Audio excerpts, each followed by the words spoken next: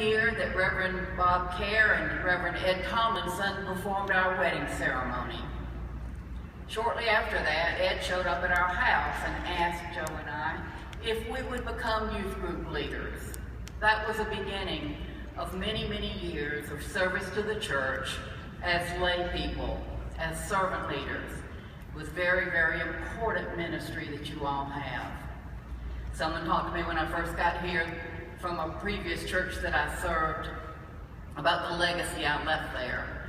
But I think no greater legacy that I can leave is to have a son who is here for the first time as a delegate from his church. And Joe is here as a lay delegate at large from the district.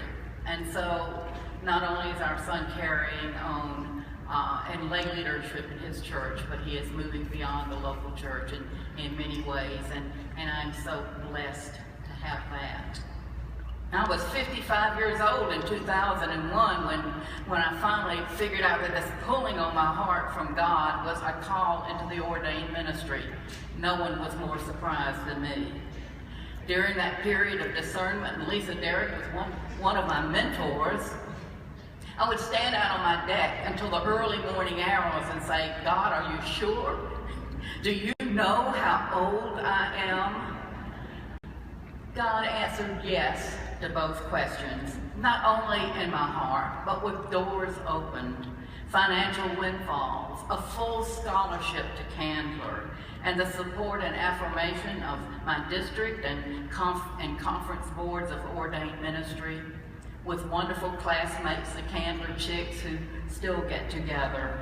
And he put men and women pastors, especially women pastors, in my path through the Walk to Emmaus retreats, those of us who serve together, to support and encourage me too, and to tell me, yes, I can be a pastor. I was blessed with an appointment even before my seminary classes began, so I didn't have to wait until graduation to become a pastor. I was blessed to serve 4 great United Methodist churches. It's going to be hard to leave April 1st. It was most loving and supportive of all of them. And yes, they do want to keep Joe. I could have never made this journey without the love and support of my sweetheart Joe. Still, it's time to move on to our beautiful North Carolina mountain home, and a new ministry that God has provided for us in Western North Carolina. I'll still be preaching every week. Someone told me one time that endless process a pastor has of writing was like a train going by, week after week, another train. But a woman pastor friend said no. She says it's like having a baby on Sunday and waking up pregnant on Monday morning.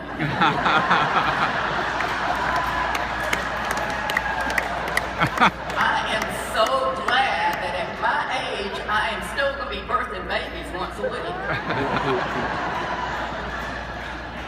And while we're looking forward and so grateful to have an appointment in Western North Carolina in the Smoky Mountain District, this conference will always be in our heart, and we're keeping our membership here. We're still going to support the work in the ministry of the World Methodist Evangelism Institute.